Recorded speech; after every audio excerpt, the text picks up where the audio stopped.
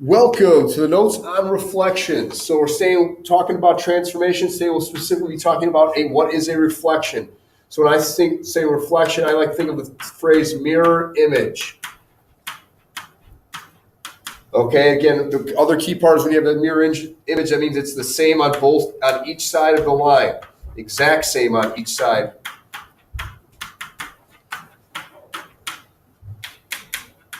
So when we look at our example here, line M is our line of reflection. Every time we reflect, there's going to be a line that we're going to be reflecting across, and the object must be the same on each side of that line. So now that we know that, let's take a look at notation here. All right, you see the capital R, that stands obviously for reflection. Now, this right here, right immediately following the R, that's the most important thing with notation. It tells us the object or the line that we are going to be reflecting over. We just said, all right, every time you reflect, there's going to be a line of reflection. What is that line of reflection? That's what the notation will tell you. Okay, could be an x-axis, y-axis, could be a vertical or horizontal line. Sometimes it's actually a line segment, or it could be just any line AB. That just depends. Okay, so just look for that. Now that we've seen that, now let's get right to the examples. Okay, so it says we're going to reflect on the line x equals 2. X equals 2. What does that look like? Well, if you remember, that is a vertical line. So here is our line x equals 2. It gives us the coordinates. Let's write those down right away. So A is at over 5. Remember, start at the origin, up 1, 2, 3, 4, 6. So 5, 6. All right, B is going to be at, again, we're over 5, down -6. And then C, looks like it's the point we go over 2, up 2. So 2, 2. So how are we going to reflect those points?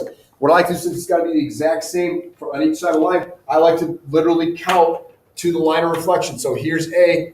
Let's count 1, 2, 3. And I'm at the line of reflection. That means I need to be 1, 2, 3 on this side of the line of reflection. So there's my A prime.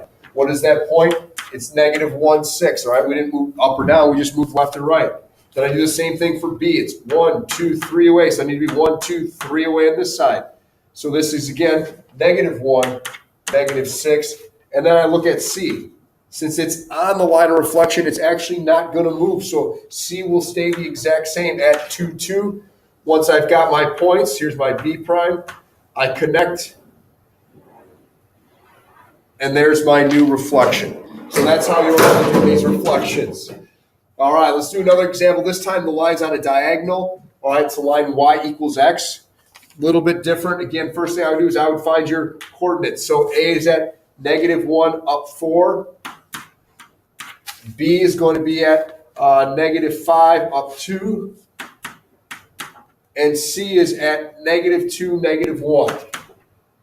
Now, how do we do it when it's on a diagonal? Okay, when you count directly over, all right, it's not as easy. So what I think is a great way is to count till you get to your perpendicular to the line of reflection. So I'm going to count down 1, 2, 3, 4, 5.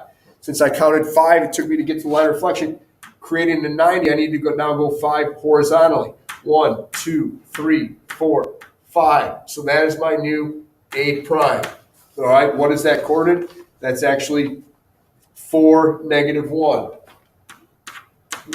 Going to do the same thing for B. Okay, how am I going to get there? I'm going to count straight down until I hit it. All right, vertically. 1, 2, 3, 4, 5, 6, 7.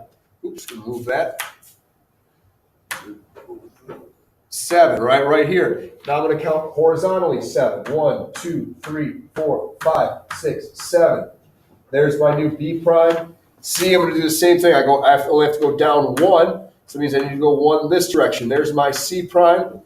And then all I've got to do now is just connect. And there is my new reflection. So plug in those new coordinates and you're done. So B prime is over 2, down 5. To -5. And then my C is going to be at -1, -2. So there are my new coordinates. You can see some patterns there. Last thing they might ask you is just, hey, here's a drawing reflected across. We're going to reflect across line M. Well, where is line M? Line M is this dotted line right here. So if I'm going to reflect C across M, where would I end up? So some people like think about folding C across, or again, if we did that same trick where we went down, then we got to go over. Either way, you can see you're going to end up at A. Now it says we're going to reflect across N. Well, first thing you got to do is find where is N. N is right here. So here's our line of reflection. And I'm going to reflect A across N. Well, A is on N. So if you're ever on the line of reflection, that's a special point. It's not going to move at all, so that would be A. The other way they might ask it, final example, is that we're going to reflect across line G. So here's line G, and it tells us that we're ending up at A. So if I ended up at A, where must I have started if I reflect across this line G? Well, I must have started at B. So the final answer would be B. So there is our lesson on reflections and finding the coordinates of reflections in the coordinate plane. All right.